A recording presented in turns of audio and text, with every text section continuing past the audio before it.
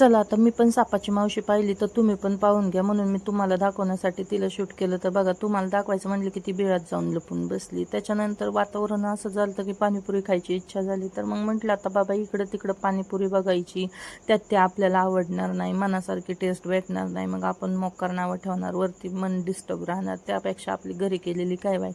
तर घेतला कुकरला लावले बटाटे, पांढरा वाटाणा, तर तो तिकडं शिजताना तुम्हाला दिसतोय. तर इकडं पीठ वगैरे बसवलं होतं पुऱ्यांचं. तर इथं पुऱ्या लाटत होते. पहिली पुरी केली तर एवढी मोठी झाली, म्हटलं बाबा आपला काय तेवढा होणार नाही. त्याच्यामुळे मग परत ती तो गोळा मोडून त्याच्या 2 पुऱ्या केल्या. पण जशा होतीन तशा केल्या. म्हटलं कुठं खेळत बसायचं बाई, एवढ्या बारीक बारीक पुऱ्या करायचं म्हटलं की, म्हणून जशा आल्या तशा मी गप केल्यात तेवढ्या पुऱ्या. आणि बघा पुढं पण पुऱ्या किती छान फुगल्यात. कारण पुऱ्या पण अशा ना एक एक करून टाकायच्या बरं का. तुम्ही जरी घरी करणार असाल तर एकदा सगळ्या सरसकट सोडल्या ना, मग काही काही फुगतात, काही काही चपट्याच राहतात. मग त्या रगडापुरीच्या आपल्याला काय म्हणतात पापड्या होत्यात पुऱ्यांच्या.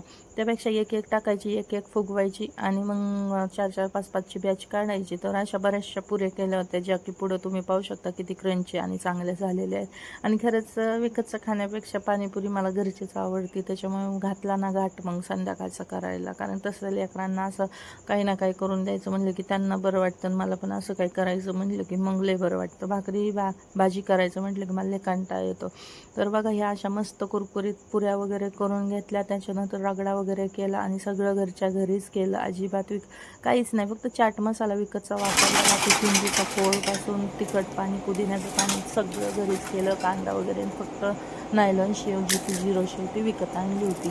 तर मस्त असा थाट घातला घरीच. तो तुम्ही पुढे पहा. आणि पोरांनी एन्जॉय केला, आम्हीही एन्जॉय केला. आणि तुम्ही कधी करून खा. आता तुम्हाला बोलवलं असतं पण तुम्हाला काही इथून खाता येणार नाही. त्याच्यामुळे तुम्ही तुमचं घरी करून खा.